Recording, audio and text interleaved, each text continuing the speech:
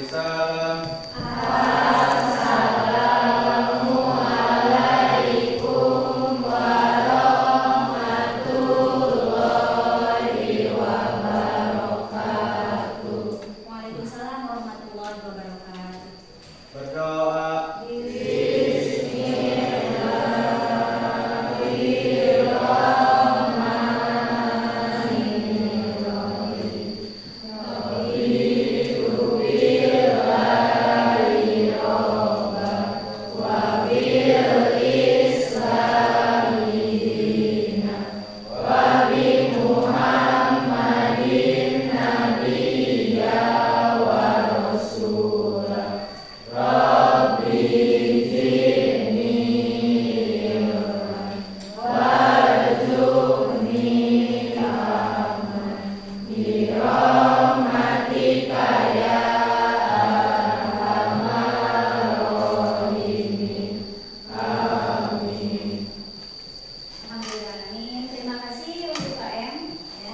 Sebelum pembelajaran dimulai, kita akan absen dulu ya untuk kegiatan hari ini.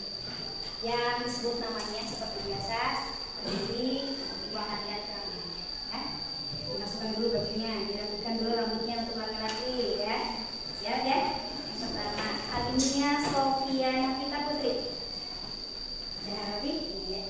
Masih Ariel Apriliana. Rapi Ariel selalu ya. Aulia Rahmawati. Terima kasih Aul. Diva Nadia Anita. Iya, terima kasih. Erna Tresmaningsi. Erna ada.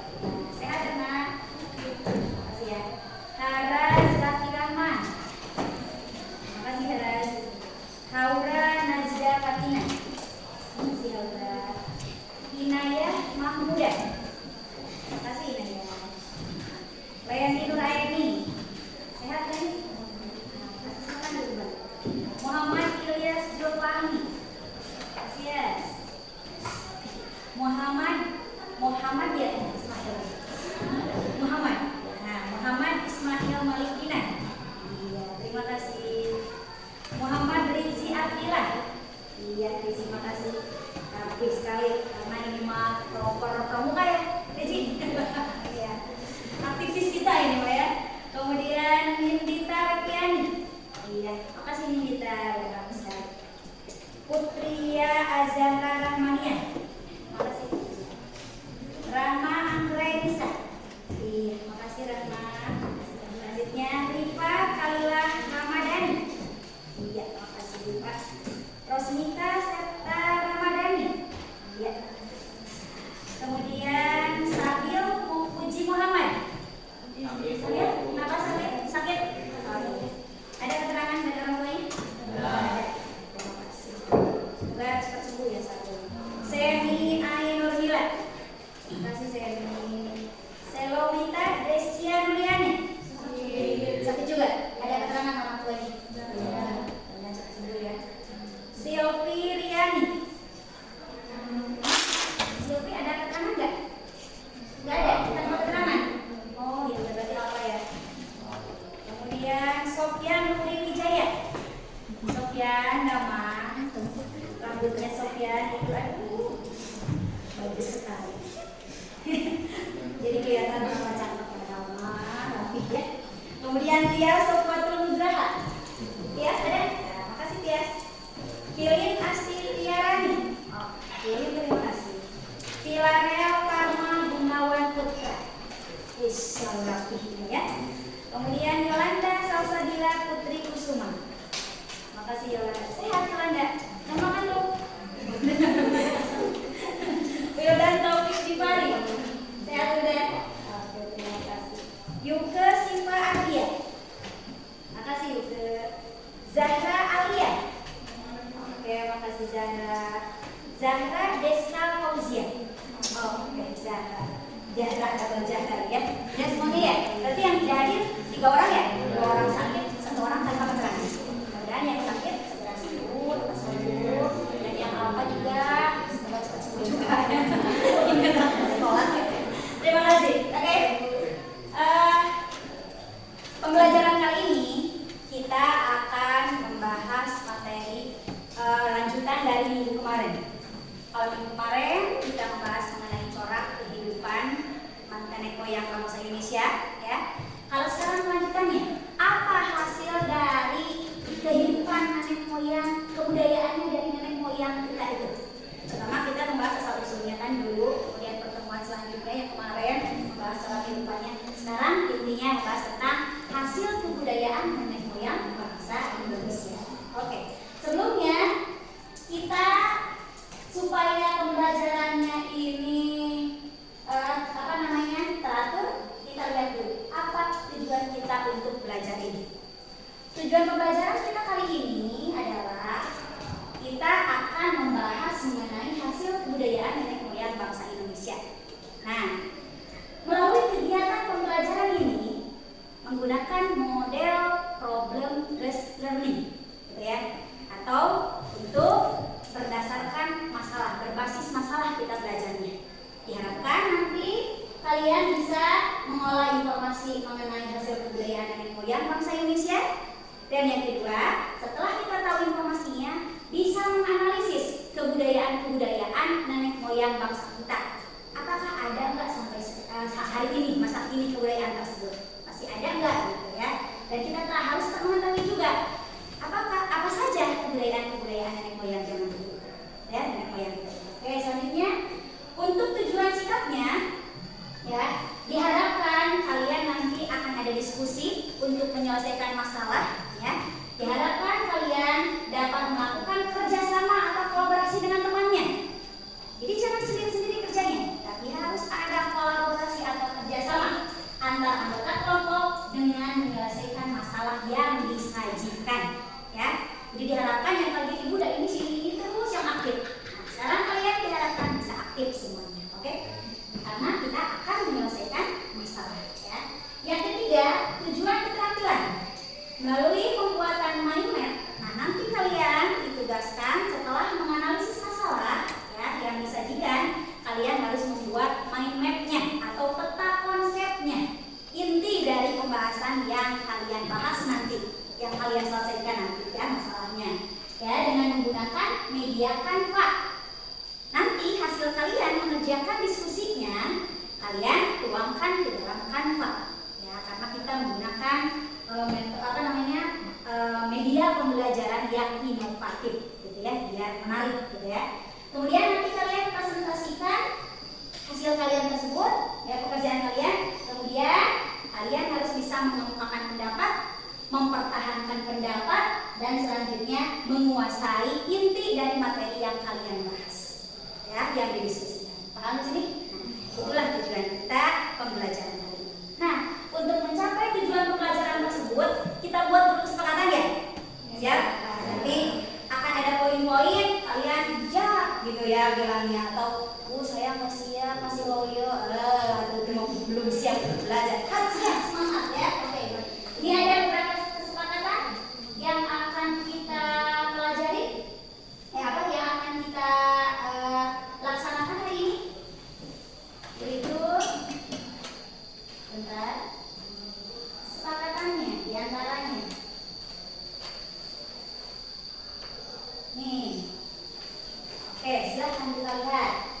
Yang pertama, kalian berkomitmen saya selama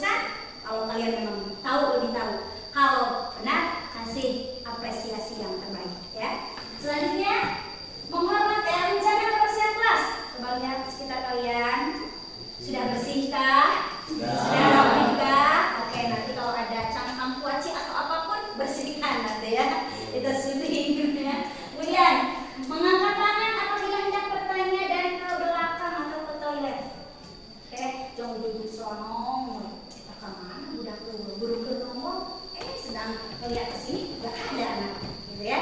Jadi harus dengan sopan. Kalau bertanya acungkan tangan, seperti itu kan. Kampus perempuan. Oke, selanjutnya siap bekerja sama dan berkolaborasi atau dengan teman apabila terdapat tugas kelompok. Oke, karena ini diskusi, bagiannya berarti harus kerja kelompok ya. Jangan sendiri-sendiri. Kemudian hadir tepat waktu. Siap? Siap. Oke, terima kasih untuk kalian. Acara ini akan berlaku untuk kesepakatan di hari-hari berikutnya pembelajaran kita. Oke? Oke. Semangat untuk kalian ya. Oke, selanjutnya kita akan lihat akan bahas dulu. Ibu akan tanya tentang pembelajaran minggu yang lalu tentang corak kehidupan nenek moyang bangsa Indonesia. Ya, kita bahas kemarin. Oke, ibu akan tanya siapa yang bisa menjawab. Tadi apa katanya? Mengacungkan tangan, sebut namanya. Jangan 3 kali ya, jangan bento ya. Sebut namanya saja. Oke. Yang pertama pertanyaannya, apakah masih ingat pola hunian pada zaman pola hunian manusia purba atau nenek moyang bangsa Indonesia? Siapa yang bisa jawab? Saya, Bu. Oke, Ilyas, silakan. Pola hunian manusia purba atau nenek moyang bangsa Indonesia adalah nomaden atau berpindah-pindah. Iya. Terus selanjutnya. Hingga menetap dan membuat rumah untuk dihuni. Iya, berarti ada berapa tuh? Ada 2. Ada 2. Satu, nomaden atau berpindah-pindah. Yang kedua, menetap atau sedenter. Ya, nah gitu. Tapi sebelumnya itu ada semi sedenter. Artinya ada yang sebagian berpindah-pindah, ada juga yang sebagian sudah menetap. Biasanya yang berpindah-pindah itu masih pola hidupnya itu disebutnya itu food gathering, mengumpulkan makanan gitu kan? Kemarin sudah dibahas ya. Jadi apapun yang dia temukan di tempat tinggalnya itulah yang mereka makan. Nah, sehingga mereka biasanya tinggalnya di tepi-tepi sungai. Kenapa? Karena untuk mendekati sumber makanan. Ikan misalnya, kayak kerang misalnya, dan biasanya kalau di pinggir sungai kan tanaman juga tumbuh subur. Selain itu juga air tersedia. Makanya mereka hidupnya itu di pinggir-pinggir sungai, mencari buah-buah atau ceruk-ceruk batu, gitu ya, untuk menetap. Karena kan masih berpindah-pindah. Nanti kalau sumber makanannya sudah mulai menipis atau sudah habis, kemudian berpindah lagi. Terus ada seperti itu. Itu yang pertama, pola huniannya. Jadi berpindah-pindah ya Indonesia atau nomaden. Yang kedua adalah menetap ya guys, atau sedenter disebutnya. Itu kan kemarin kita bahas. Oke. Apa itu? Bagaimana yang sedenter? Kalau tadi pola hidupnya itu apa?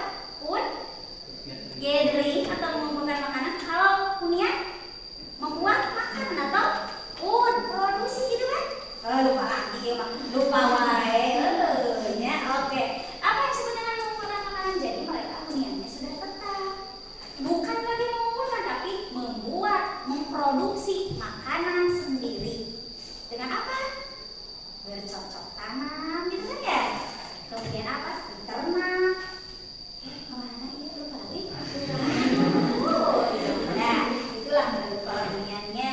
Oke, yang kedua sekarang masih panjang ini bahasan. Yang bulan sebenarnya. Oke. Kita lihat pertanyaan kedua.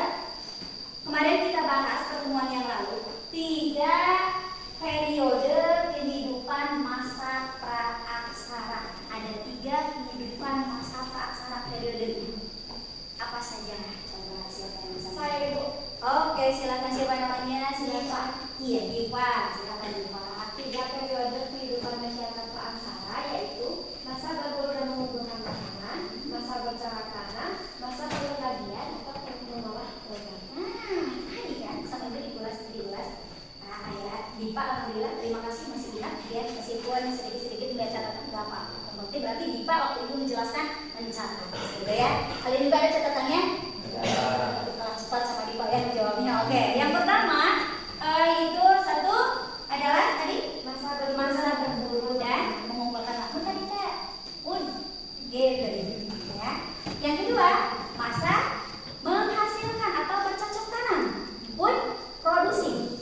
Yang ketiga berpindah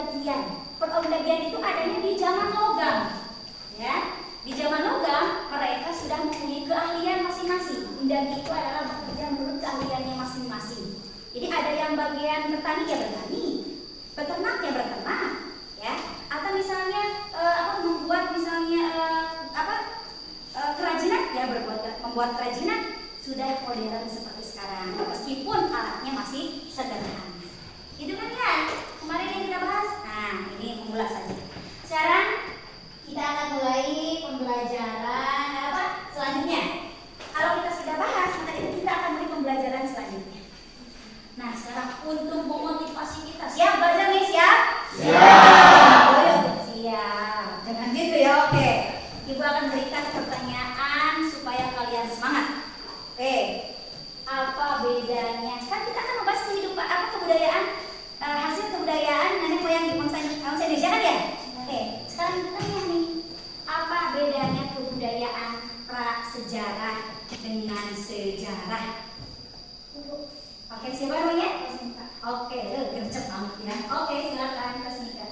Tidak sama karena pada masa prasejarah meninggalkan bukti-bukti tanpa tulisan, karena pada masa sejarah meninggalkan bukti-bukti tertulis. Oh iya betul. Katanya tidak sama, tidak ada yang sama katanya ya. Karena kalau zaman prasejarah itu belum mengenal tulisan itu ya, sehingga peninggalannya juga tidak ada yang berupa tulisan gitu. Sedangkan kalau zaman sejarah, zaman sudah mengenal tulisan. Jadi bukti-bukti peninggalan juga tertulis. Bisa diterima? Oke, bisa. Kita cari lagi yang lain. Ada lagi yang bisa menjawab? Oke, Nindita ya. Siap, Nindita. Oke.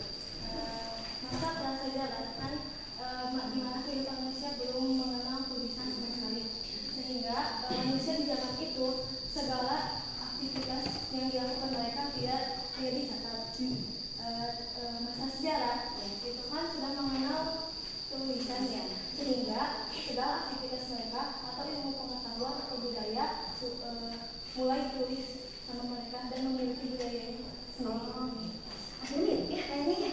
Jadi intinya mah kalau masyarakat prasejarah belum mengenal tulisan, sehingga bukti-buktinya juga tidak tertulis ya. Iya. Kalau masyarakat sejarah sudah mengenal tulisan, sehingga hasil kebudayaannya juga tertulis. Itu ya. Contoh kalau yang tidak zaman prasejarah yang tidak tertulis apa contohnya kebudayaannya? Nindita. Batu, Apa? Berarti artefak yang ada. Betul sekali. Kalau yang sejarah contohnya apa? Oke, benar. Siapa lagi? Cuma prestasi aja. Dokumen, naskah kan ya, banyak kan. Nah, ini kan sebutnya sumber sejarah. Betul sekali. Jadi kalian sudah agak paham, sudah baca-baca mungkin ya. Sudah tanya-tanya ke Pak Google ya. Oke. Nanti kalian sudah ada kemajuan dan pengalaman belajar. Selanjutnya kita akan membahas materi sekarang. Tadi tujuan pembelajarannya sudah disampaikan. Kita akan mempelajari mengenai materi hasil kebudayaan nenek moyang bangsa Indonesia. Dengan tujuannya, dengan pembelajaran this learning ini, kita akan yang pertama harus mengetahui mengolah informasi mengenai hasil kebudayaannya. Yang kedua, menganalisis hasil kebudayaan nenek moyang bangsa Indonesia. Oke, selanjutnya di sini ada gambar nih. Gambar apa ini? Kita lihat. Apa ini ya? Batu. Ya benar sekali. Oke. Terus ada ini apa sih? Karang. Karang apa kerang? Orang ketika tadi masih gak karangnya. Kerang ada kerang ada. Kalau ini apa? Apa tuh? Semuanya? Ini yang mana tulang hias? Yang mana hias? Logam, tembaga. Ini logam kan kata Haras, logam kata Ilyas tulang. Ini mah udah jelas ya batu ya. Oke. Ada lagi satu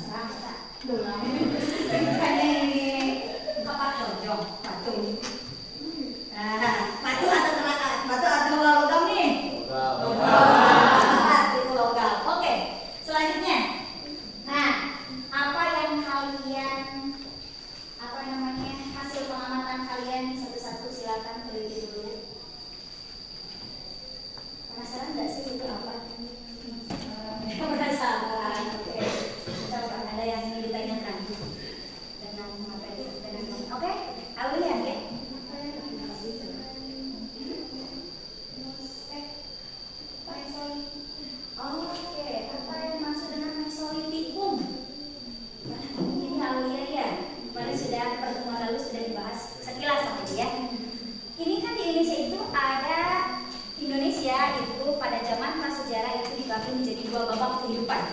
1 zaman batu, 2 zaman logam. Ya, zaman batu terdiri dari 4 zaman. 1 paleolitikum, 2 mesolitikum, 3 neolitikum, 4 megalitikum. Nah, kalau ibu sudah ngomong baru ingat ya, nyambung ya. Yang kedua, zaman logam. Zaman logam di dunia itu ada 3. Zaman perunggu, zaman tembaga, zaman besi. Tapi kalau di Indonesia cuma ada 2 saja, perunggu dan besi saja. Ya, masih ingat ya? Nah, sekilas masih ingat. Ada harus aja kalau itu di apa gitu kan, di bimbing apa-apa. Ini juga belajar ya. Oke, apa itu mesolitikum? Berarti mesolitikum zaman batu ya. Nah, itu meso zaman. Berarti zaman batu tengah. Kenapa disebut zaman batu tengah? Karena kelanjutan dari zaman paleolitikum. Paleo itu tua, litik itu batu, itu zaman. Berarti zaman batu tua. Nah, kalau zaman paleolitikum itu sangat sederhana sekali pola kehidupannya, corak kehidupannya, budayanya juga masih menggunakan batu-batu yang belum diasah, masih kasar, belum mempunyai genggaman.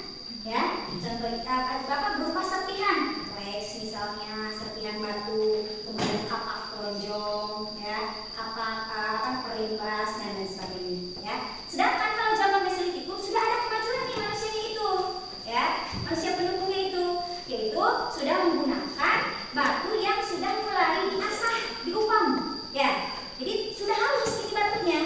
Malah ada yang sudah menggunakan penggenggam, gitu ya, genggaman gitu. Kalau kayak sekarang kayak patik, palu mungkin kayak gitu ya. Nah, itu patik gitu kan terbuatnya dari batu kan ya. Kalau patik kapak patik ya, nah gitu. Nah, ini sudah diupam, sudah diasah. Nah, kemudian pada zaman mesolitikum ini kehidupannya itu sudah maju dengan apa namanya, mempunyai beberapa kebudayaan. Di antaranya ada kebudayaan Joken-Modinger dan ada kebudayaan Abrys-Rouge. Kita akan bahas nanti. Apa itu Joken-Modinger? Nah, inilah Joken-Modinger. Nih, ini. Joken-Modinger ini adalah sebuah bukit, ya, sebuah bukit kerang. Hasil dari mereka makan. Jadi gini, manusia purba itu zaman dulu itu ketika makan, gitu kan, buang, nggak ke tempatnya, nggak punya tempat sampah, dibuang ke apa namanya pojokan. Makan lagi buang pojokan. Ini bukan setahun 2 tahun, berpuluh-puluh, beribu-ribu tahun. Akhirnya kerang-kerang tersebut menumpuk menjadi seperti bukit.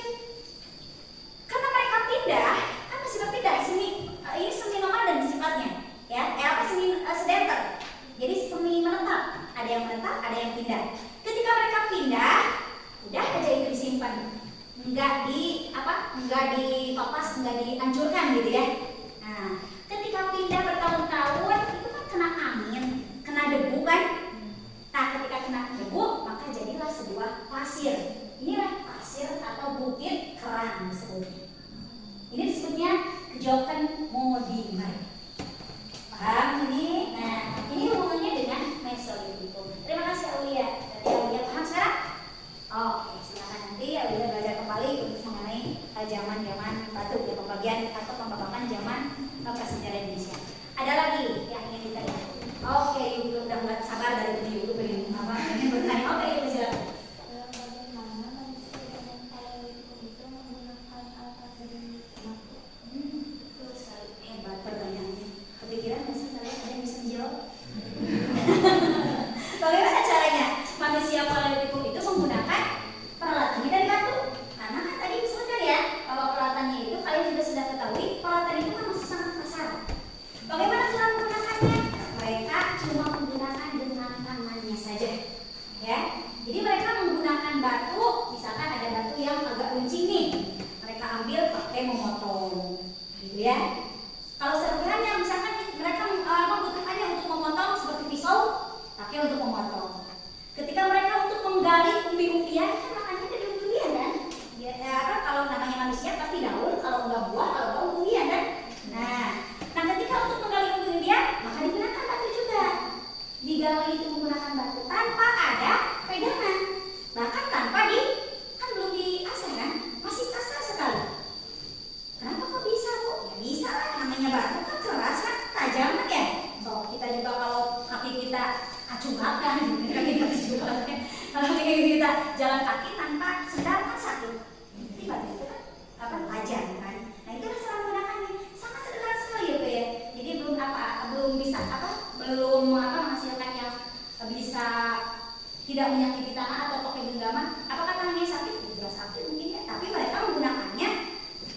itu dengan dililiti daun-daunan, atau kalau belum ada payung bukan ya, dengan dililiti daun-daunan gitu, atau serabut-serabutan gitu ya, akar gitu lah, dia dililit supaya nggak melukai tangan gitu. Jadi jangan berpikir itu menggunakan seperti apa kayak sekarang kayu gitu kan, tentunya ya tangkainya enggak kayak gitu, karena mereka belum bisa berpikir untuk seperti itu, karena ini masih sangat buah atau sederhana. Ada lagi yang ditanyakan? Udah cukup saja? Udah cukup ya. Oke, setelah kita melihat gambar-gambar tersebut, kita akan lihat video atau pembelajaran mengenai pembelajaran kali ini, yaitu hasil kebudayaan nenek moyang bangsa Indonesia. Dilihat, dipahami, kalau ada yang perlu dicatat-catat, simpulkan. Nanti kalau ada yang tidak dipahami atau ingin ditanyakan, silakan kita diskusikan. Tanyakan dan kita akan diskusikan bareng. Oke, siap? Silakan.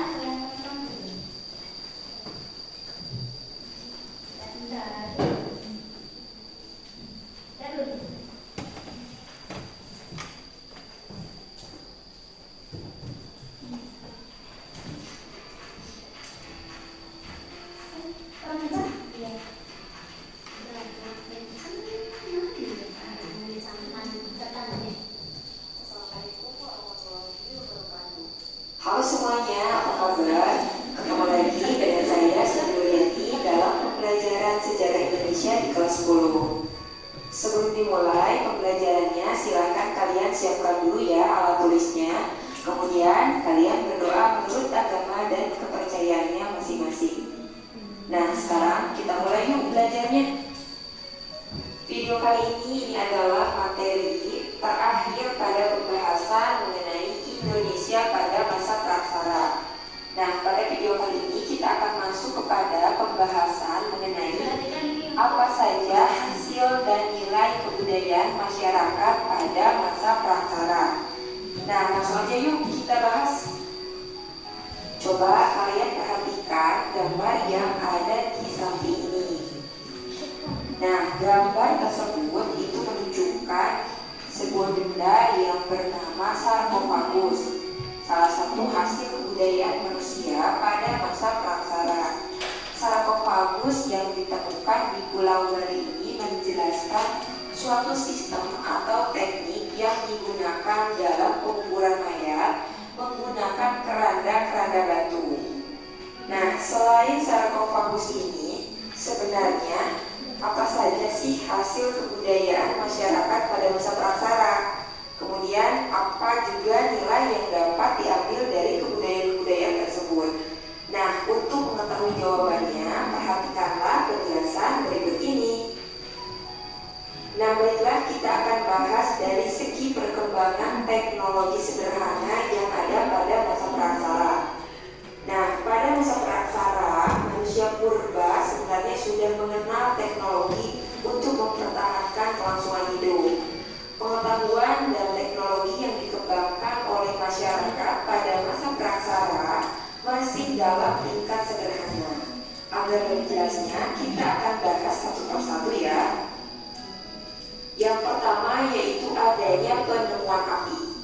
Beberapa peneliti memperkirakan penemuan api telah dikenal oleh manusia purba jenis Homo erectus.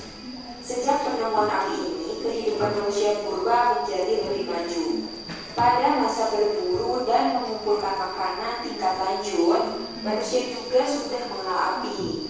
Penemuan api menunjukkan kecerdasan manusia telah meningkat dan berkembang.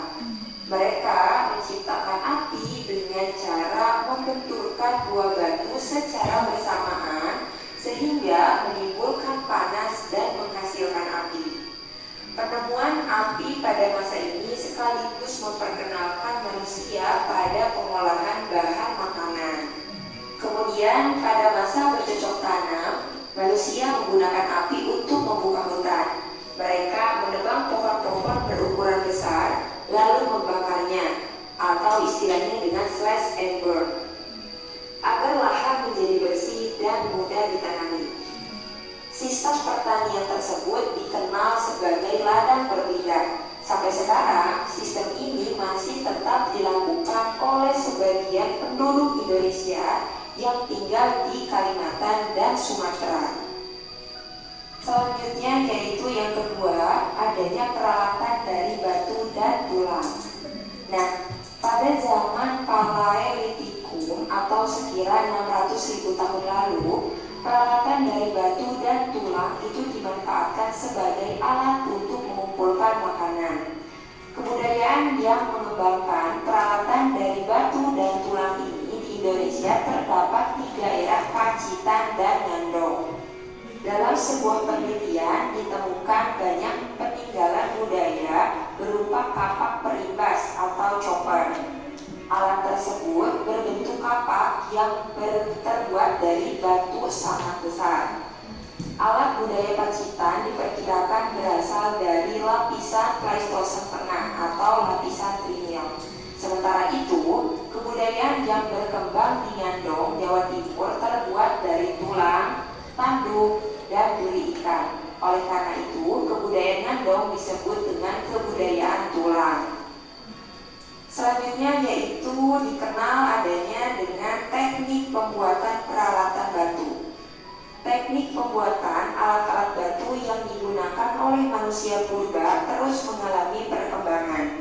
Pembuatan alat-alat dari batu dilakukan dengan teknik pemangkasan, teknik levalois, dan teknik upal.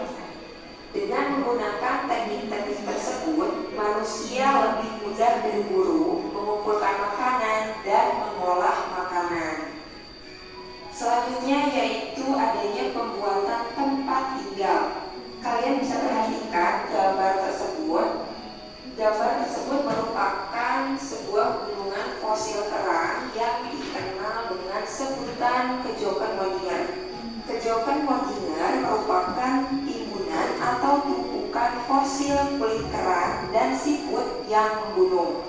Para ahli memperkirakan manusia purba yang hidup pada zaman ini menetap di tepi pantai dalam waktu yang lama. Fakta itu terlihat dari tinggi Kejokan Modinger yang mencapai 7 meter. Selain Kejokan Modinger, bukti yang menunjukkan manusia pada masa praksara sudah tinggal secara menetap adalah penemuan Every Souls Rock. Every Souls Rock adalah gua menyerupai ceruk pada batu karang. Gua-gua ini pernah dijadikan tempat tinggal manusia purba karena berfungsi sebagai tempat perlindungan dari cuaca dan binatang buas. Teknologi sederhana berikutnya yang diciptakan yaitu peralatan gerabah. Gerabah dikenal manusia sejak bercocok tanam. Gerabah terbuat dari campuran tanah liat dan pasir.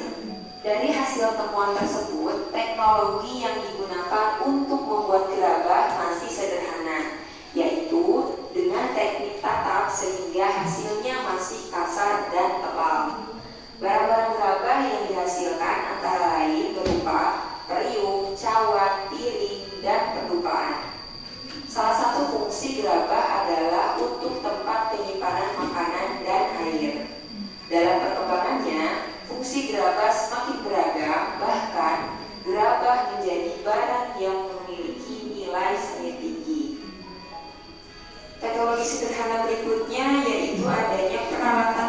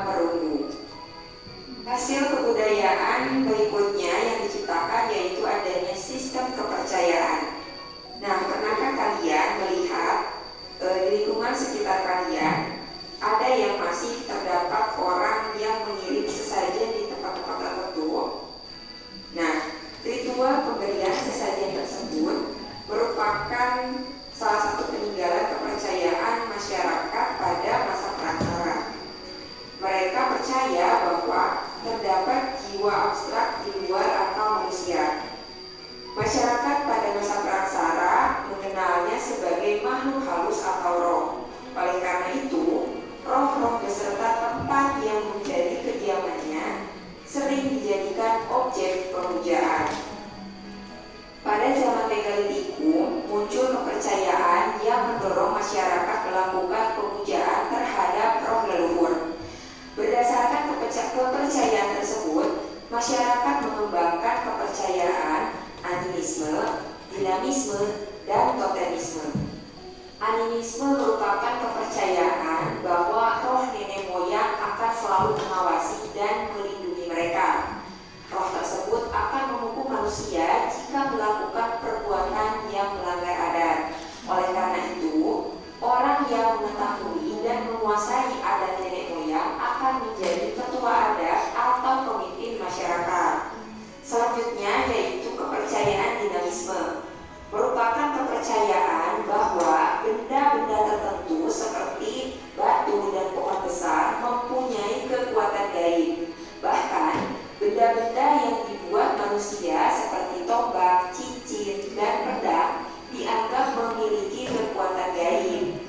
Nah, benda-benda yang dianggap memiliki kekuatan gaib dapat mendatangkan pengaruh baik dan buruk bagi manusia. Dan yang terakhir yaitu totemisme, merupakan kepercayaan terhadap binatang-binatang tertentu sebagai lambang nenek moyang. Binatang-binatang yang dianggap sebagai perwujudan nenek moyang di setiap daerah itu berbeda-beda ya. Sebagai contoh, masyarakat di Papua dan Pulau Seram mempercayai kadal sebagai binatang perwujudan nenek moyang. Oleh karena itu, binatang tersebut dikeramatkan dan tidak boleh diburu kecuali untuk kepentingan upacara adat. Yang ketiga yaitu adanya penguburan jenazah. Munculnya sistem kepercayaan mempengaruhi pola kehidupan masyarakat. Selain melakukan berbagai ritual atau pemujaan terhadap roh nenek moyang, masyarakat mengenal juga sistem penguburan bagi orang meninggal. Sistem penguburan yang dikenal pada masa ini yaitu penguburan langsung dan tidak langsung. Dalam penguburan langsung, mayat hanya dikubur sekali dalam tanah. Akan tetapi, ada juga sistem penguburan dengan meletakkan mayat dalam sebuah wadah seperti candi gerabah atau peti batu. Kemudian dikuburkan dalam tanah dengan disertakan berbagai ritual penguburan.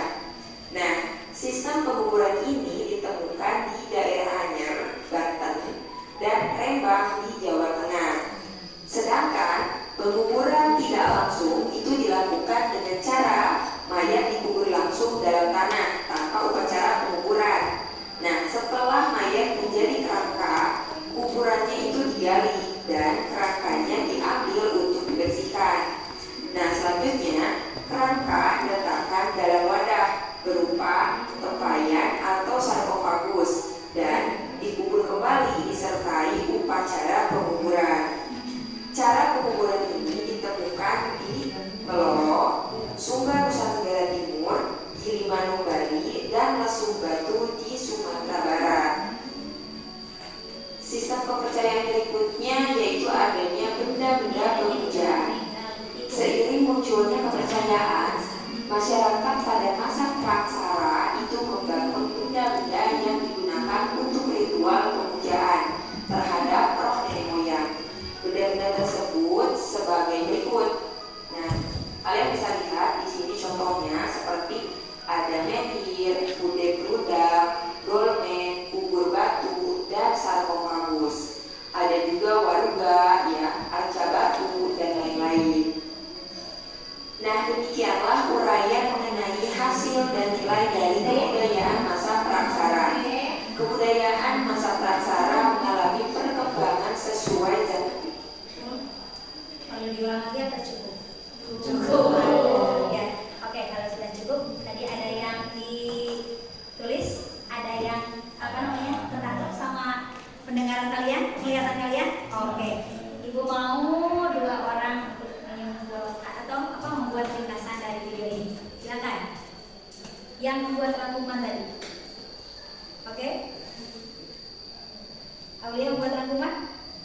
Oke, silakan Aulia, coba. Oke, silakan. Jadi perkembangan teknologi itu tadi disebutkan dari mana? Yang pertama itu menemukan api oleh bangsa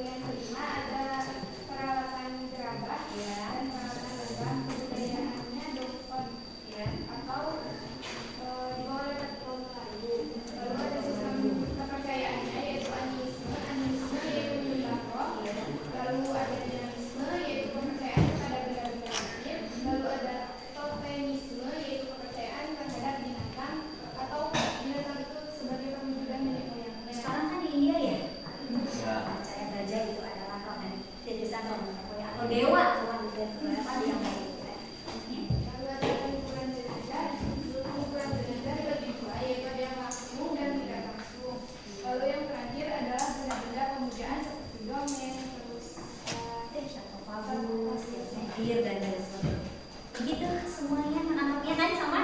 Ya. Nah, karena kalau satu orang nanti ibu bahas bakal cukup waktunya. Yang penting kalian tahu bahwa itulah kebudayaan zaman dulu atau zaman prasejarah yang ditinggalkan oleh nenek moyang bangsa kita, dari mulai Proto Melayu, Detro Melayu sampai sekarang malah sama kita juga ada yang masih digunakan.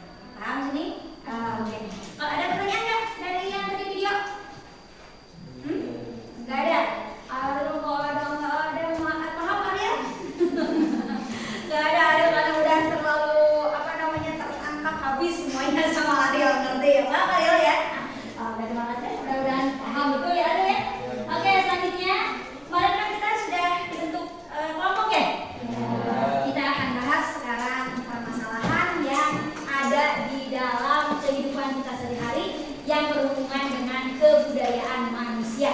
Oke, atau pemanfaatan dari peninggalan-peninggalan dulu untuk masa sekarang. Silakan kelompoknya, grupnya tergabung dengan kelompoknya masing-masing. Kalau nggak salah itu ya kelompoknya itu kelompok 1 materinya tentang pemanfaatan daur ulang jadi aksesoris atau perhiasan. Di antaranya kelompok 1 Ariel ya, Yuke, Wildan, Zahra, Aura, Leni. Oke, silakan mau di mana? Ariel, ini Ariel. Oh, di sini tadi. Kemudian kelompok 2 pemanfaatan tumbuhan jadi obat atau tanaman jadi obat herbal. Kelompok 2 siapa? Arasya. Ada Susnika, Erna, Dipa, Rama, Ria, dan Amara. Oke. Kelompok 3 tentang pemanfaatan perkakas atau peralatan dari batu. Anak kelompok 3. Oke. Terdiri dari Nita, Selomita nggak dia? Tias, ada Tias ya. Sofian, Yolanda, dan Pirawea. Silakan duduk. Kemudian yang keempat, pemanfaatan alat rumah tangga dari tanah liat. Gerabah ya yang tadi kan ya. Itu gerabah dicampur dengan pasir kan tadi. Pakai menggunakan itu yang terbuat dari tanah yang ada ya. Nah itu. Kemudian kelompoknya Ilyas. Kelompok 4 ya. Ilyas, Muhammad Ismail, Lipat, Inaya, Seni, Arnia. Hadir semua ya? Oke. Kelompok 5 dengan bahasanya pemanfaatan alat berkebun dari bahan logam aja gitu ya. Nah, bukan cuma dari perunggu aja ya. Di antaranya kelompoknya Aulia, Saril, Setia, Riji, mana Riji ada? Pilih. Oke. Rosnika kelompoknya ya? Kelompok sini Rosnika. Kelompok 5 di grupnya.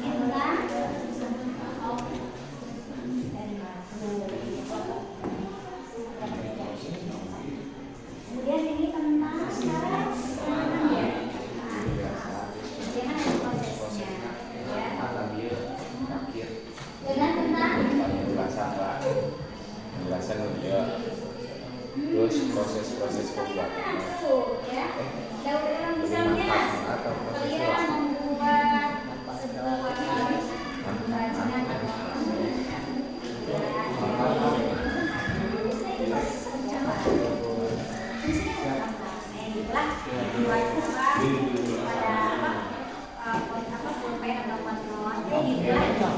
Kayak kalau itu kan kalau itu ya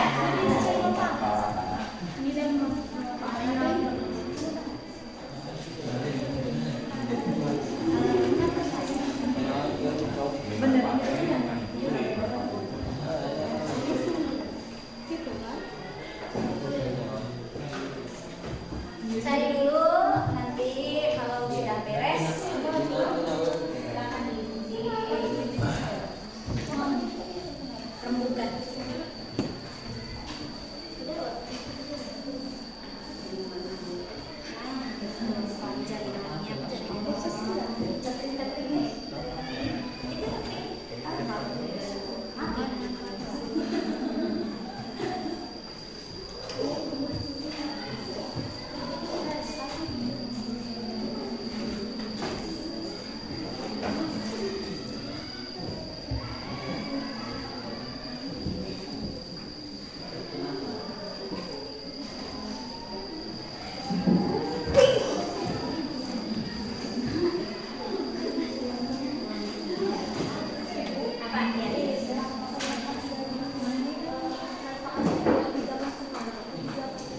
Memanfaatkan gitu.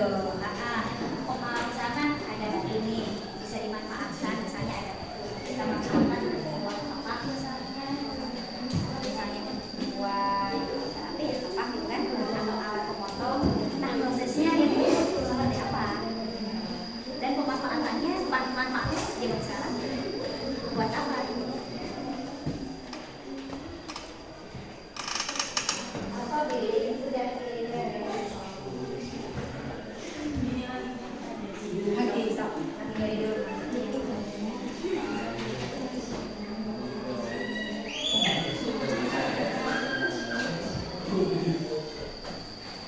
ada yang tidak dipahami, tanyakan.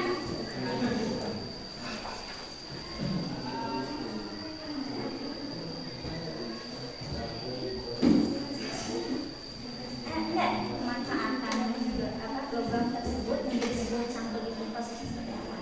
Oh, proses membuat cangkul itu dari besi dari gimana? Besi kalau cuma lempengan aja kan nggak berfungsi, paling cuma buat tongkat. Meskipun itu juga bermanfaat sih, gitu kan ya. Mereka bermanfaatnya cuma buat tongkat aja. Tapi kan besi tersebut bisa juga buat pisau, buat golok, buat cangkul, bahkan bisa juga misalkan untuk kehidupan peralatan yang lain bisa selain untuk peralatan dapur gitu kan. Itu bercocok tanam ya, bercocok tanam. Oh iya, berarti itu fungsinya untuk bercocok tanam. Ya nyari duit. Pemanfaatan besi untuk bercocok tanam. Misalnya cangkul ya tadi Aulia namanya. Nah proses si besi tersebut jadi cangkul itu kayak gimana sehingga nanti bisa menjadi sebuah cangkul yang bisa digunakan dimanfaatkan gitu. Ya, saya. Tantangan kayak itu dikatakan sayur. Ya. Kata orang penjelasannya kayak gini Boleh. terus langsung ke dan terakhir manfaat. akhir manfaatnya terus dikasih contoh-contoh ini nggak bisa untuk diri Ini kan sebetulnya kalau sudah ini kayak Ismail dan sebetulnya kita memindahkan aja. Kita konsep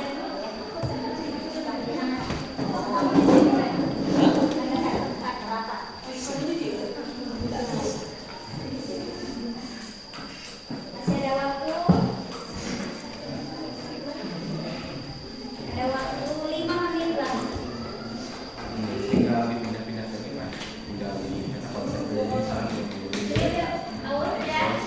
proses Bantuin Hara, terus Rizi, contohnya kenapa Lilin, siapa sih? Bisa videonya izin sekarang.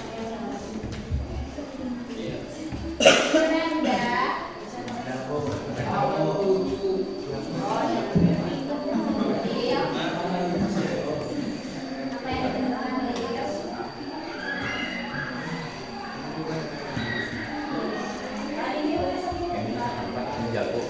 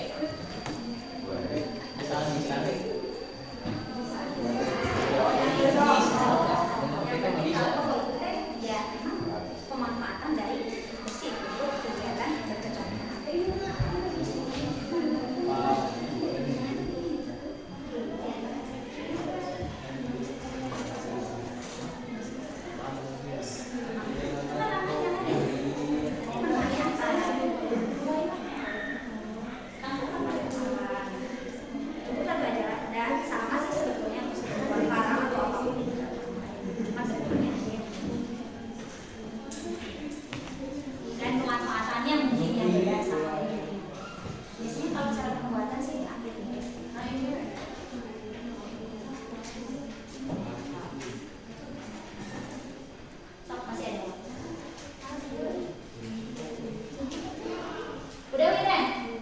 Ada yang udah sampai? Udah? Dilara udah? Oh, Acan. Tuh, tadi kita. So, cari masing-masing memang punya masing-masing. Tadi jadi disini guys.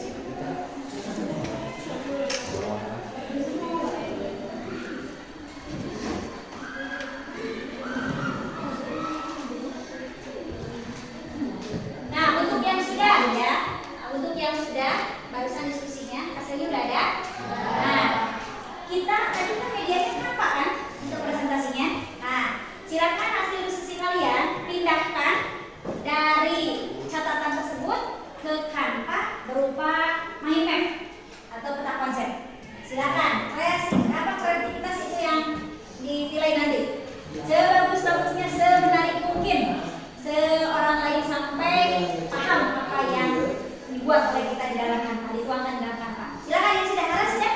Sudah, Ilya sudah? Ismail sudah belum? Materinya? Udah, silakan tuangkan ke dalam Canva. Sini sok. Ya? Gak apa-apa, selesai deh. Boleh, silakan. Yang penting nanti teman-teman kalian bisa melihat hasil. Buat bikin datanya dikasih berapa? Canva-nya jangan terlalu panjang. Nanti cuma presentasinya kalau cukup waktunya semua. Kalau nggak cukup mungkin nanti sampel aja atau siapa yang siap. Ya, kalau semua berapa menit ya? Itu banyak sekali. Lumayan. Maksimal berapa ya? Biasanya berapa? Ilyas kalau bikin ibu kasih waktu lah waktunya. Hah? Ngabisin waktu orang lain. Ya udah sok sepubliknya aja. Nanti untuk presentasinya sebagian aja. Atau inti-intinya aja itu. Ya. Ya. Boleh. Sebelum atau sesudah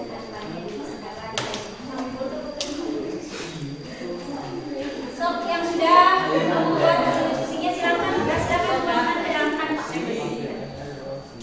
Waktunya pembuatan Canva-nya cukup 10 menit.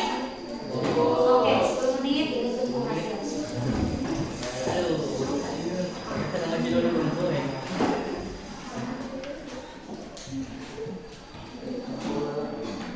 Kalau yang sudah nanti silakan angkat tangan. Boleh nanti coba untuk presentasi sambil menunggunya.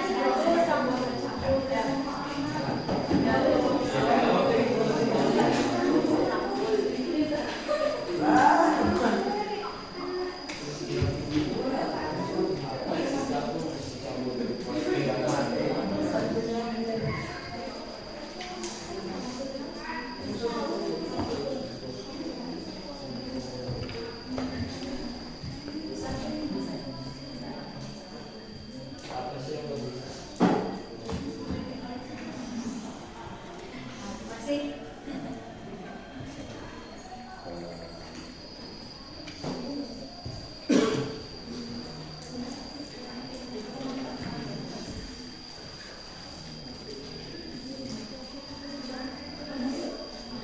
Sekarang ya.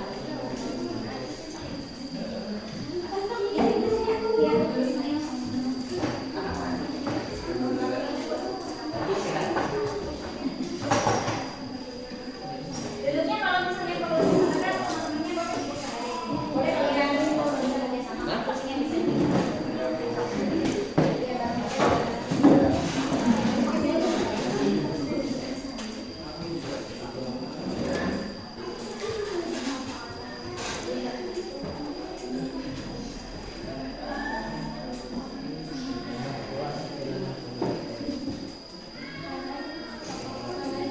Nindita udah? Nindita udah? Tinggal bikin Canva. Oke.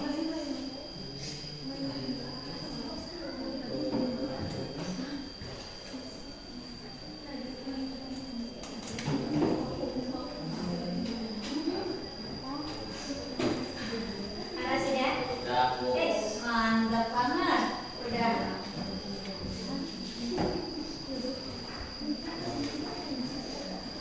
Itu dulu lah. Masih ada waktu.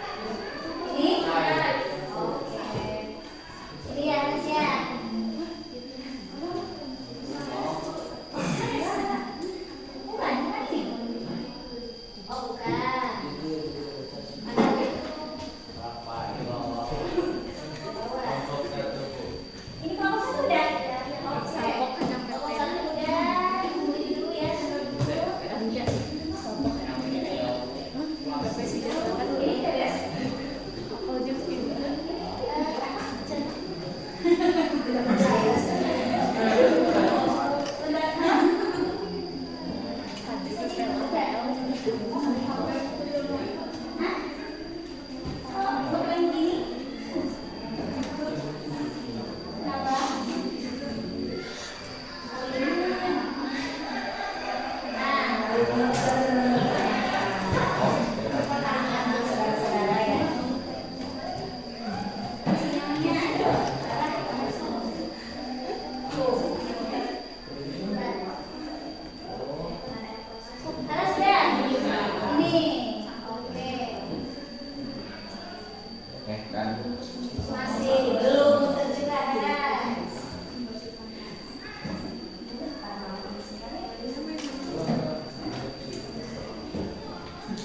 Dua kelompok berarti kelompok satu sama kelompok kelompok dua. Ya berarti kalau sudah download nanti langsung aja harus ya buka WA yang di sini ya membuka videonya yang di WA langsung nanti presentasikannya. Terus di download. Tinggal buka WA-nya aja. Ya. Tapi kita ada yang buka juga ya. Apa-apa nih. Silakan yang sudah juga. Tuh sinyal apa? Coba yang kelompok satu yang tadi. Ini. Masih muter. Masih muter.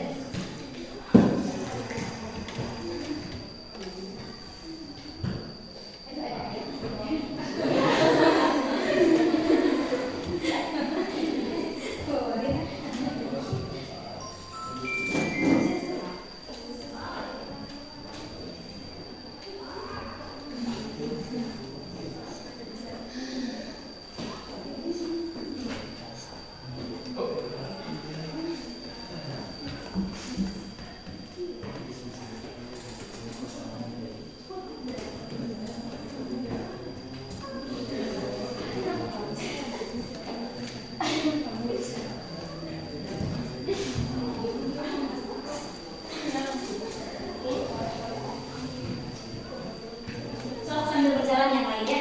Nanti kalau di mana udah connect, silakan nanti siapa yang mau duluan. Mau kelompok satu atau mau kelompok kelas? Kelompok 4 kelas ya? Dua.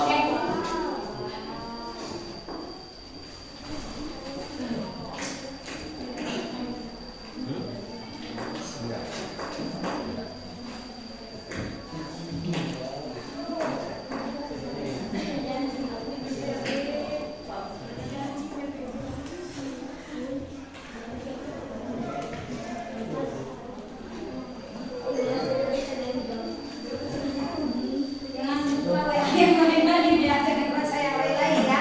Fokus ke sini.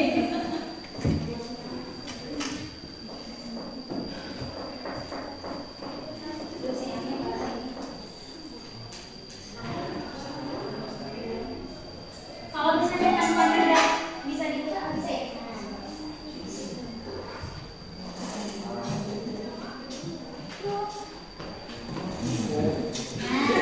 Ada, oke. Yang lain sudah selesai?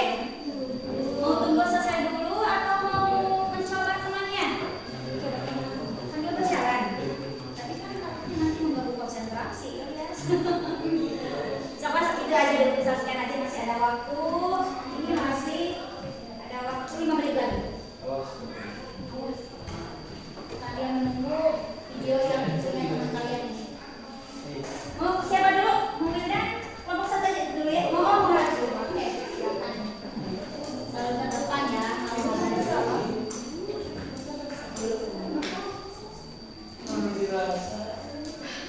Silakan. Minita udah? Oke, Minita kirim ya.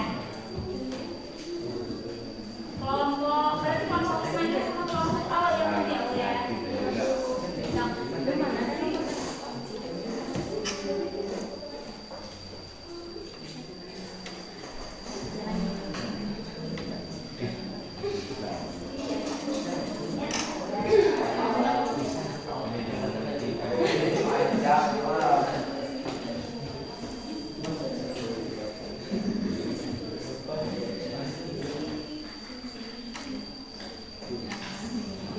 Atau sambil jalan ya, dan cuma 2 kelompok lagi yang belum ya. Garisnya sedikit lagi, LD juga sedikit lagi. Oke, mau Karas dulu ke depan? Silakan Karas. Kelompok 2. Yang lain yang sudah selesai ada yang mau ditanyakan silakan tanyakan. Kalau ada yang mau diskusikan silakan diskusikan. Silakan harus terima kasih. Assalamualaikum warahmatullahi wabarakatuh. Kenalkan, saya Haraj dari perwakilan kelompok 2 akan mempresentasikan pemanfaatan tumbuhan sebagai obat kakak.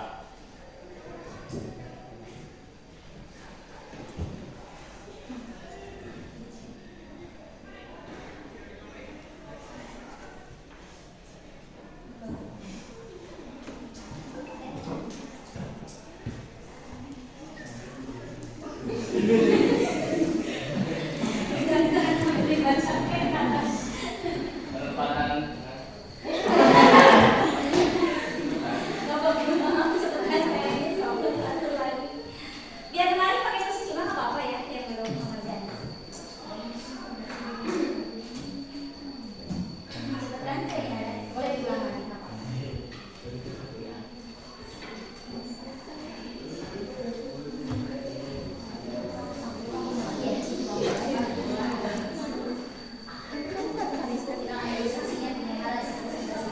Nah, kesimpulannya, Kesimpulan ya. tanaman herbal sangat penting bagi dunia kedokteran. Contohnya ginseng, manfaatnya meningkatkan imunitas tubuh dan fungsi otak. Dan kunyit juga manfaatnya meningkatkan kesehatan pencernaan, mengatur kolesterol dan gula darah, serta menurunkan potensi kanker.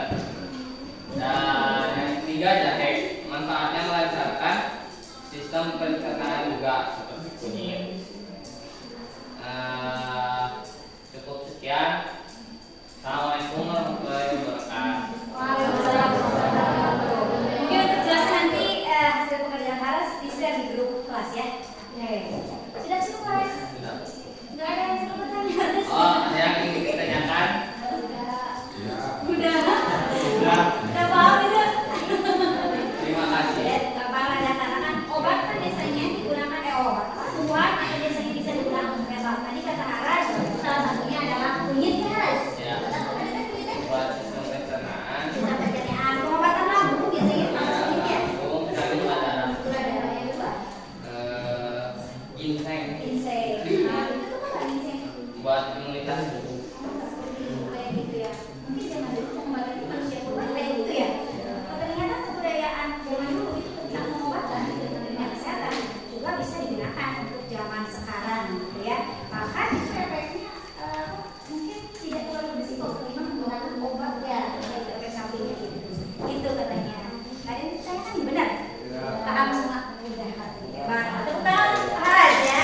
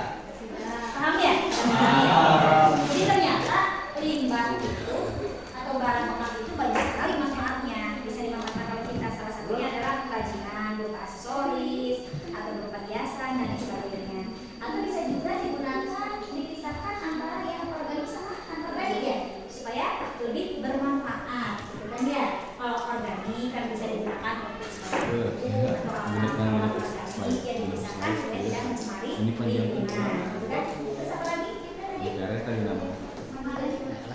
menjadi mahakarya katanya. Jadi di recycle ya, didaur ulang. Yang tadinya plastik, galon, tapi ini apa sih pleo ya?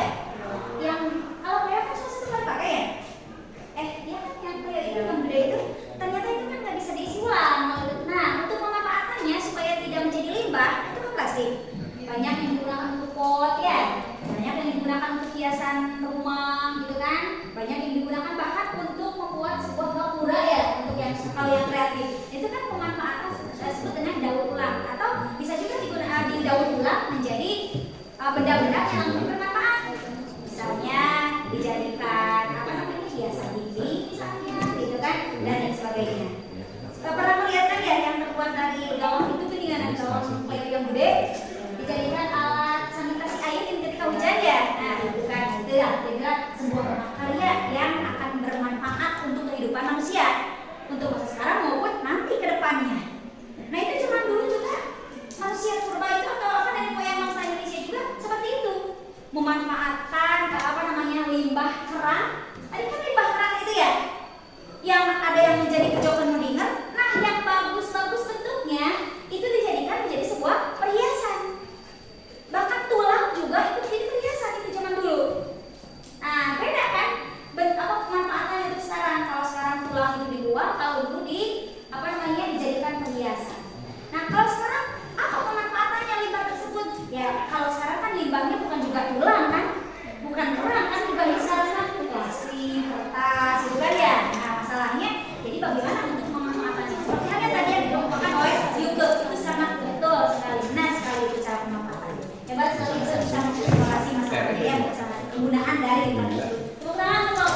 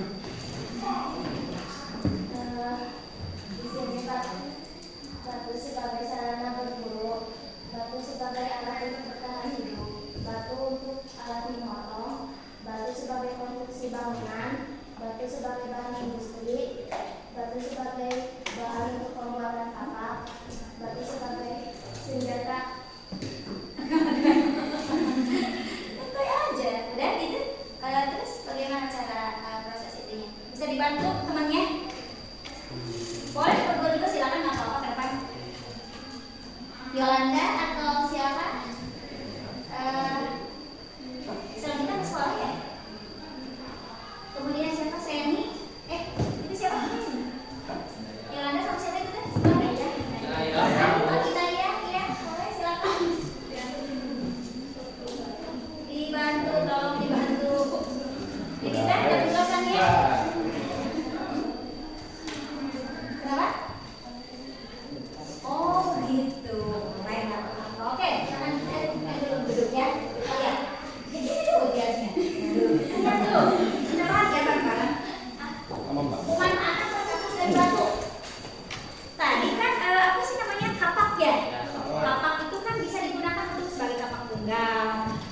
refleks atau pisau ya, serpihan batu. Nah, kalau zaman sekarang itu digunakan untuk apa? Bisa dimanfaatkan enggak batu zaman sekarang? Ya jelas, soalnya kan ada apa namanya itu kayak coret terlepas ya.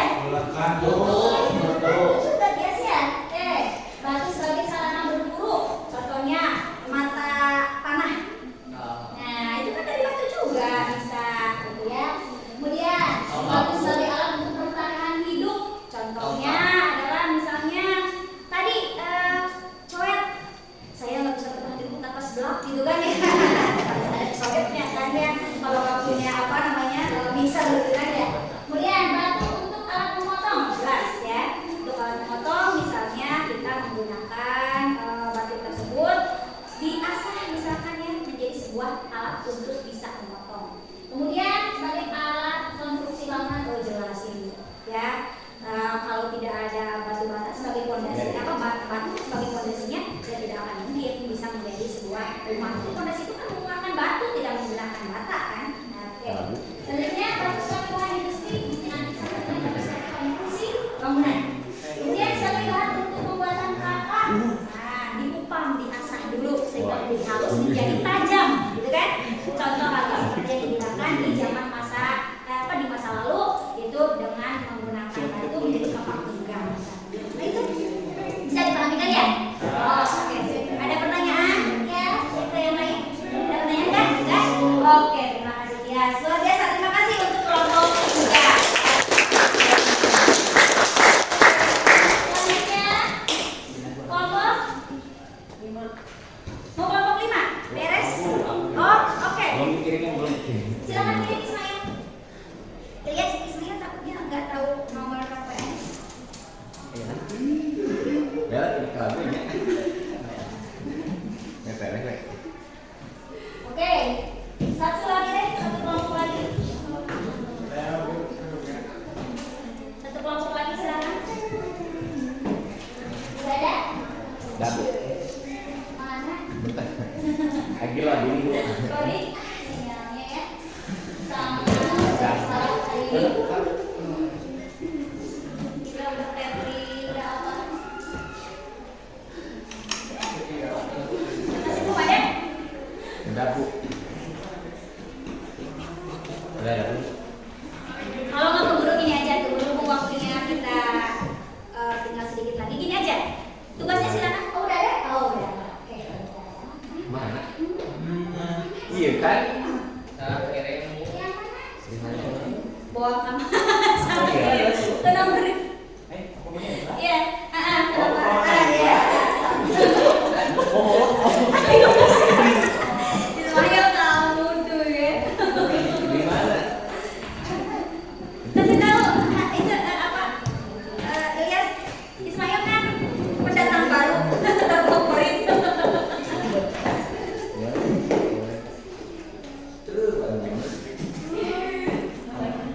Udah? Kalau enggak tentang apa-apa kirim aja nanti presentasinya minggu depan kita lanjutkan. Ya.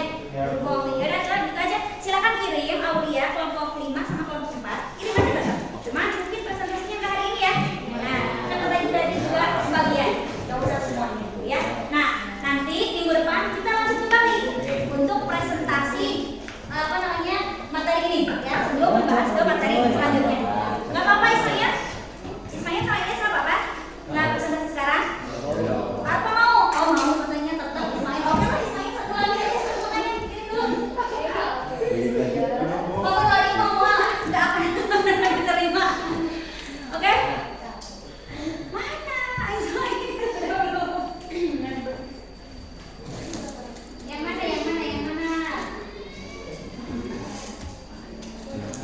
Belum ada. Ini atas semua. Kelompok 5 udah?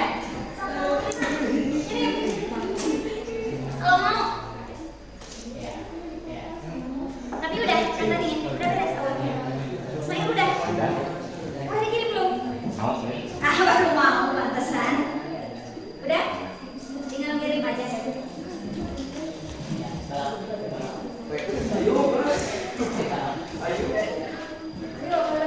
1. Yang itu sampai 3. 2.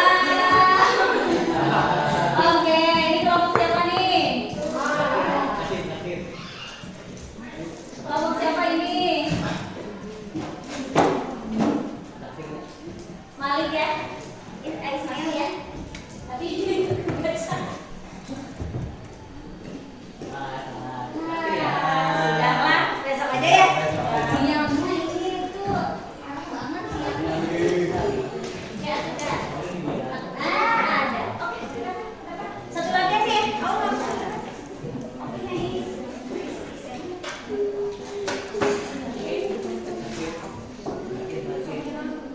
Assalamualaikum warahmatullahi wabarakatuh. Perkenalkan, nama saya Muhammad Ismail Naib Binar, perwakilan dari kelompok 4 ya. Saya di sini mau mempresentasikan tentang pemanfaatan alat-alat rumah tangga dari tanah liat. Nah, kita lihat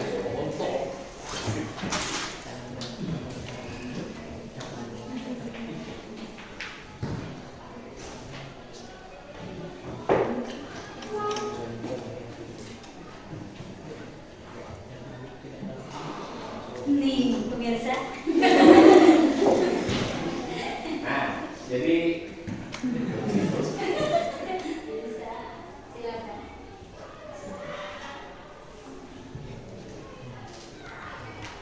Nggak apa-apa, karena berhubung waktu juga mepet ya. Apa-apa. Nanti kita Nah, baca. jadi untuk proses pembuatannya, pembuatan alat-alat dari tanah liat, yang pertama kita bisa pengumpulan tanah liat, jadi dikumpulkan dulu ya tanah liatnya. Terus pilih juga tanah kualitas yang baik ya dan bersih agar kualitas barang-barang dan alat-alat yang dibuatnya juga jadi bagus ya. Terus step kedua kita ada dari pemrosesan tanah liat. Jadi tanah liat juga harus diproses dulu ya, diolah dulu untuk mendapatkan kelembutan dan kekonsistenan yang diinginkan. Terus kita ke step yang ketiga, pembentukan alat. Nah, untuk pembentukan alat ini kita mau bikin alat apa nih, misalnya piring, gerabah atau dan lain sebagainya. Terus dibentuklah jadi alat-alatnya.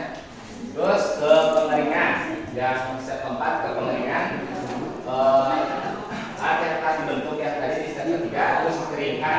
Dikeringkannya bisa dengan cara dipoe lah kalau bahasa Sundanya, atau dikering ya, dijemur.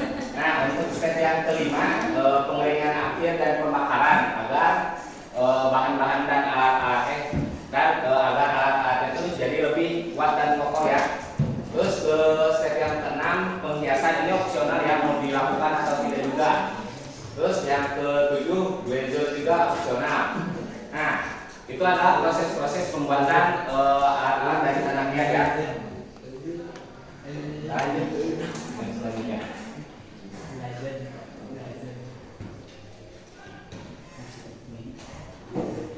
Nah, ini adalah contoh-contoh alat-alat dan manfaat dari tanah liat ya.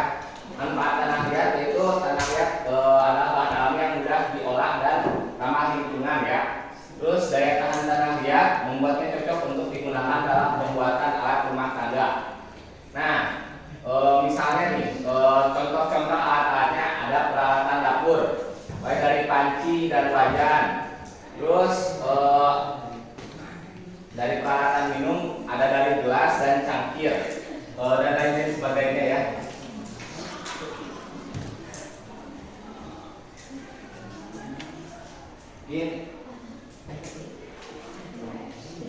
Mungkin itu saja presentasi dari saya. Bila ada yang ditanyakan boleh. Sudah sangat jelas ya? Terima kasih untuk sekian dari saya. Wabillahi taufiq wal hidayah. Assalamualaikum warahmatullahi wabarakatuh.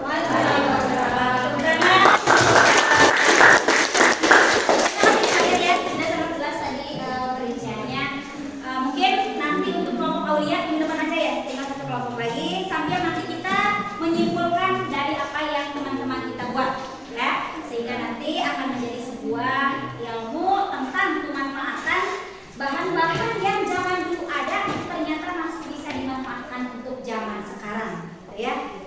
Oke, selanjutnya ini kita lihat setelah materi tersebut dari kesimpulan dari semua pembelajaran yang lalu, apa kesimpulan pembelajaran hari ini? Oke. Ibu akan tanyakan tentang pembelajaran kali ini yang sudah dari awal sampai barusan kalian diskusi. Oke, yang pertama, Ibu akan tanyakan pertanyaannya, apa yang dimaksud dengan kejoken modinger? Tadi sudah dibahas ya. Riji, oke Riji. Kejoken adalah tokoh-tokoh manusia global yang berupa peran dari yang tingginya mencapai 7 meter. Fungsi kejoken modinger adalah sebagai pembuangan akhir dari sisa-sisa makanan. Iya betul, tadi sudah dibahas ya. Merupakan hasil buangan dari sisa-sisa makanan manusia pada zaman dulu yang berupa kerang atau siput, cangkang kerang atau siput gitu ya, sehingga akhirnya lama-lama menjadi sebuah bukit disebut kejoken modinger ya. Selanjutnya, kalau agriculture apa? Oke, Sofyan, tuh Ben di Sofyan tampil. Oke, Sofyan apa? Agriculture adalah ruang menyerupai ceruk pada batu karang. Dua ini berfungsi sebagai tempat perlindungan dari cuaca dan binatang buas. Tempat tinggal ini namanya gitu ya, yang berupa buah-buah batu untuk berlindung dari panas, dari hujan. Ini namanya juga tempat tinggal kan dari binatang buas. Ketika mereka masih hidupnya berpindah-pindah atau nomaden. Oke, betul. Selanjutnya, sekarang kita tanya, berarti kalau seperti itu apa namanya keterkaitan peristiwa gitu ya, keterkaitan peristiwa tentang manusia di masa lalu dengan manusia sekarang. Oke, mari kercok ya, berarti paham banget apa yang mau dibicarakan. Coba yang berarti yang kencang yang biar temannya dengar. Ulang lagi yang kencang. Kejadian yang berkaitan dengan perilaku dan pengalaman hidup manusia di masa lampau adalah suatu realita yang objektif. Artinya suatu peristiwa yang benar-benar terjadi padanya. Cicero, seorang filsuf Romawi, mengungkapkan bahwa barang siapa yang tidak mengenal sejarahnya akan tetap menjadi anak kecil. Mereka yang lupa akan masa lampaunya itu telah kehilangan identitas dan oleh karena itu dapat membahayakan masyarakat di sekitarnya. Hal itu disebabkan karena kelakuannya mungkin sudah tidak menentu dan terlepas dari norma-norma. Tidak? Oke, itu jadi ada keterkaitan atau masalah itu merupakan sebuah norma atau sebuah pembelajaran untuk kehidupan kita di masa sekarang, di masa kini. Gitu, berarti sudah memahami ya. Oke, bertanya, kira-kira pembelajaran minggu kemarin sama minggu sekarang lebih menyenangkan mana? Minggu kemarin? Cum yang minggu kemarin. Kenapa Bibi bilang kemarin tapi nggak ngacung? Cum yang minggu sekarang. Aduh, cum yang dua-duanya. Oke lah. Berarti semuanya juga memahami dan menikmati pembelajaran. Baik yang lalu kan permainan, dan yang sekarang juga berpikir kritis, mencoba untuk berpikir kritis. Salah satunya adalah dengan cara menggali masalah-masalah yang tadi disajikan ya. Dan ternyata kalian semuanya hebat, luar biasa, sudah bisa membuat Canva, mind map, dan bahkan sudah bisa mempresentasikan hasilnya sehingga teman-temannya menjadi paham apa manfaat-manfaat dari barang-barang yang ada masa lalu untuk dimanfaatkan di masa yang sekarang ini. Yang menurut kita itu tidak bermanfaat, batu kan tidak bermanfaat kalau tidak ada pemanfaatannya atau pengolahannya. Tanah liat juga tidak bermanfaat ya, apalagi limbah kan barang bekas ya kan? Tapi dengan adanya pemanfaatan, berarti sejak masa lalu itu kebudayaan itu sudah sangat tinggi. Mereka sudah bisa memanfaatkan batu padahal perawatannya belum secanggih zaman sekarang gitu ya. Oke, selanjutnya kalian terakhir kalian silakan, ini ada barcode di scan, nanti akan muncul untuk post test materi yang sekarang. Silakan di scan, kerjakan baunya, nanti ibu akan lihat hasilnya ya. Nah sambil berjalan aja ya, sambil kita tutup pembelajaran kali ini. Nah kemudian untuk materi yang akan datang, materinya adalah mengenai jalur rempah di Indonesia. Ya, apa yang maksud dengan rempah? Dari mana asalnya rempah-rempah? Apa kegunaannya? Bagaimana kok bisa masuk ke Indonesia. Apa saja contohnya rempah-rempah? Cengkeh, terus kapulaga, jahe, ginseng, pala, ya kan? Kunyit kan tadi ya. Nah, itu nanti minggu depan kita akan bahas ya. Untuk materinya silakan kalian explore dulu, cari dulu, boleh di Google atau di buku paket ya. Minggu depan supaya kita siap untuk belajar. Ya, mungkin pertemuan kali ini sudah terbuka ini ya. Oke, silakan. Bang, nanti aja dikerjakannya. Nanti boleh langsung kirim ke ibu ya. Atau bisa ibu saling. Kita tutup aja pertemuan kali ini ya. Oke. Pertemuan dari awal sampai akhir materinya sudah ibu berikan, sudah kalian bahas semuanya pemanfaatannya. Untuk pertemuan kali ini kita cukupkan saja sampai sampai di sini. Nanti kita akan bahas minggu depan mengenai alur atau jalur rempah di Indonesia. Ya, mohon maaf untuk kekurangannya. Mudah-mudahan ilmu yang kita bahas sekarang bermanfaat. Ya, kita tutup dengan pembacaan hamdalah bersama-sama. Alhamdulillahirobbilalamin. Silakan KM disiapkan untuk pembelajaran.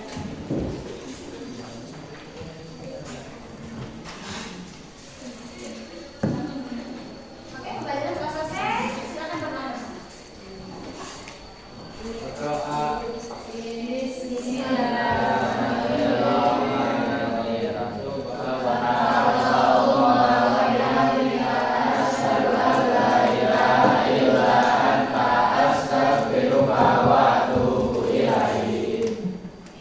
Makasih. Wassalamualaikum warahmatullahi wabarakatuh.